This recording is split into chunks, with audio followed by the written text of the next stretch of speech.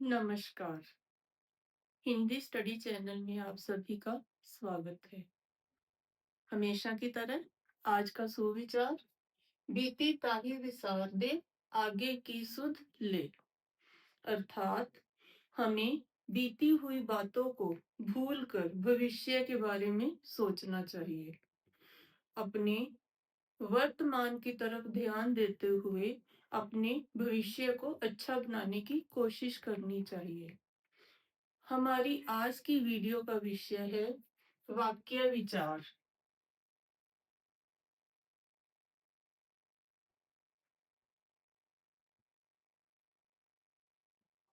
वाक्य जो किसी भाव या विचार को पूर्णता प्रदान करे।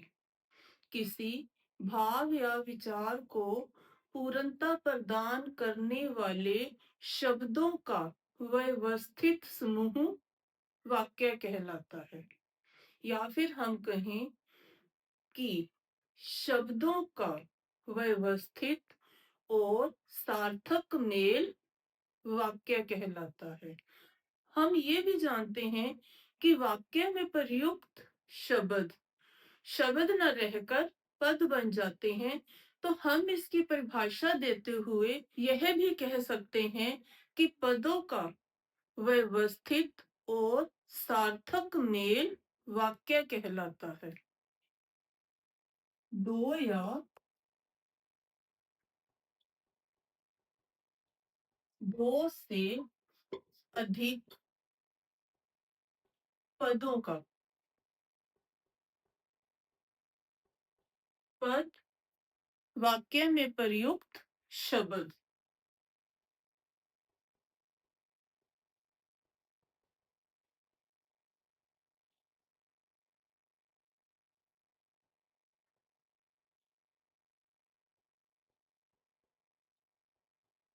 सार्थक और व्यवस्थित मेल। व्यवस्थित का मतलब सही ढंग से क्रम में लगाकर पेश करना। वाक्य में पदों को सही क्रम में इस्तेमाल करना। व्यवस्थित मेल वाक्य कहलाता है।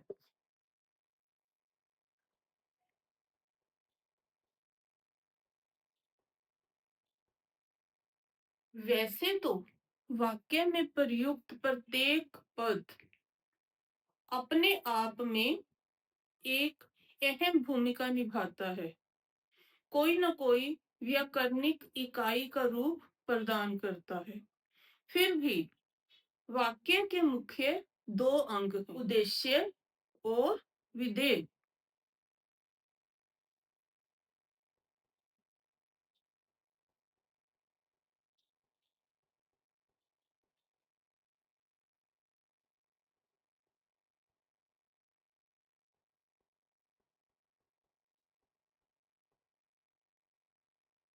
उदाहरण के रूप पर राम और मोहन पक्के मित्र हैं। उद्देश्य और विधेय, जिसे हम लोग इंग्लिश में सब्जेक्ट और प्रेडिकेट बोल देते हैं। सब्जेक्ट उद्देश्य,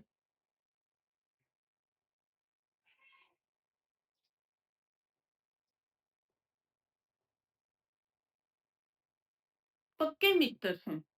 विधेय,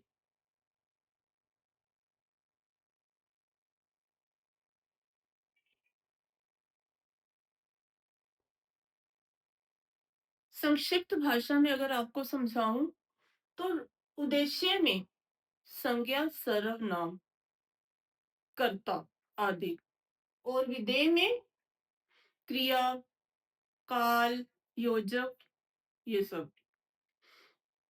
उद्देश्य जो हमें कर्ता और कर्म के बारे में बताए, जबकि विधेय हमें उद्देश्य की जानकारी देता है। उद्देश्य काम को करने वाले के बारे में बताता है और विधेय उद्देश्य के बारे में जानकारी देता है। वाक्य के मुख्य वाक्य के भेदों को दो वर्गों में बांटा गया है। रचना के आधार पर,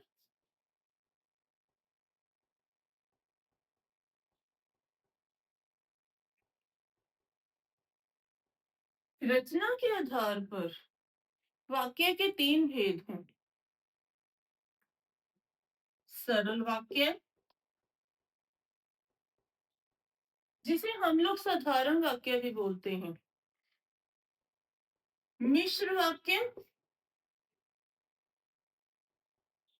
जिसे हम लोग मिश्रित वाक्य भी बोलते हैं। साधारण वाक्य,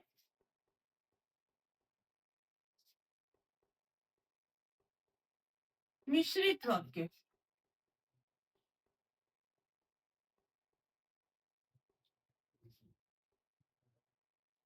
संयुक्त वाक्य,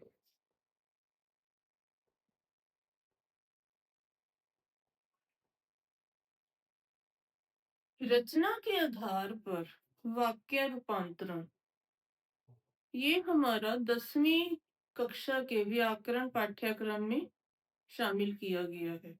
और जो दूसरा वर्ग है, वाक्य के भेदों का दूसरा वर्ग, अर्थ के आधार पर।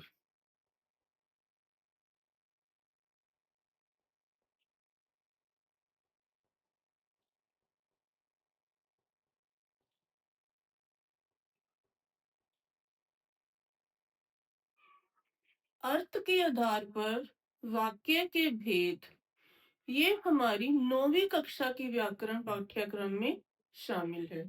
रचना के आधार पर वाक्य रूपांतरण 10वीं कक्षा की व्याकरण में, और अर्थ के आधार पर वाक्य के भेद 9वीं कक्षा की व्याकरण पाठ्यक्रम में शामिल किए गए हैं। अर्थ के आधार पर वाक्य के मुख्य 8 भेद होते हैं। अर्थ के आधार पर वाक्य के मुख्य 8 भेद होते हैं।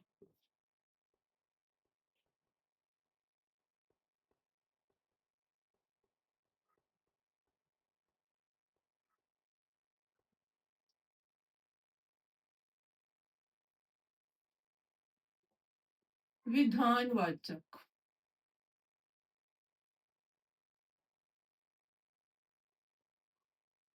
प्रश्नवाचक,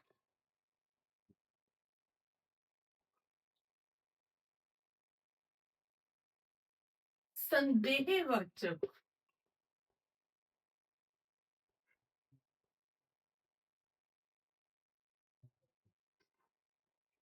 विस्मयादि,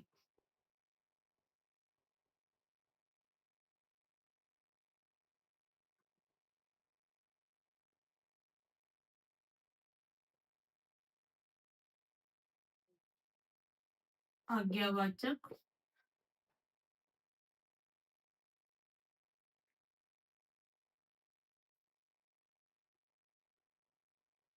निषेधवाचक,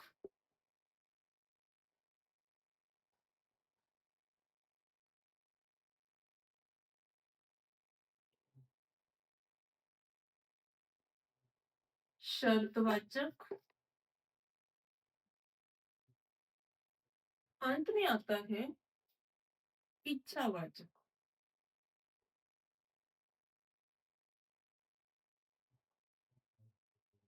अर्थ के आधार पर वाक्य के 8 भेद। अगली वीडियो में हम लोग रचना के आधार पर और अर्थ के आधार पर वाक्य के भेदों की व्याख्या करेंगे। आज की वीडियो में इतना ही। धन्यवाद।